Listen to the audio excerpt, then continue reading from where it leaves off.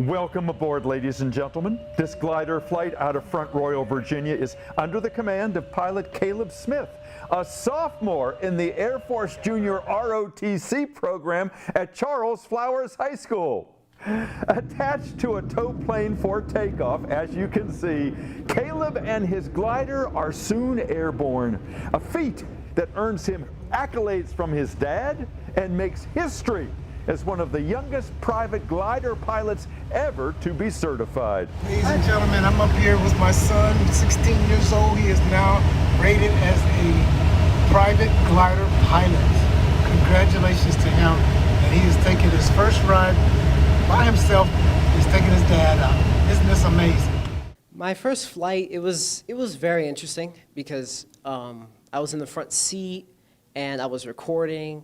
And I was just like, wow, the plane is like right in front of me. It was very, very surreal. And when we landed, there was a big gust of wind that we took, which kind of knocked me off. I wasn't flying, of course. My instructor was behind me. Mm-hmm. So, yeah, it was just a very, very fun experience. And I knew that gliders is what I wanted to do. Caleb's confidence is hard-won.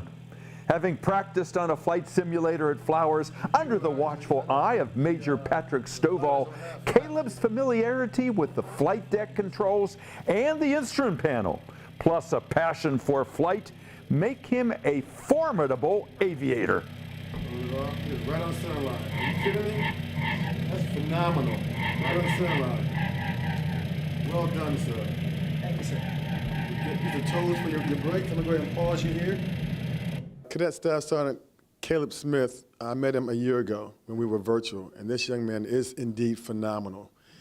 His self-motivation, his initiative is not, you don't see too many 16-year-olds that have that. And so I saw something that was special in him. And so the fact that he enjoyed aviation half as much as I did, there was a kind of a kinship there, right? A mentorship that kind of began. And so he's got it. He's got, the old pilots talk about the right stuff. Mm-hmm. Cadet Staff Sergeant Smith has it. He's got that. It all starts about maybe when I was 5 years old, and I started going on trips, and I used to always fly on Southwest. I'm pretty sure you know that airline. Yeah. They fly the 737s, and I'd always just sit in the window seat next to the wing, behind the wing.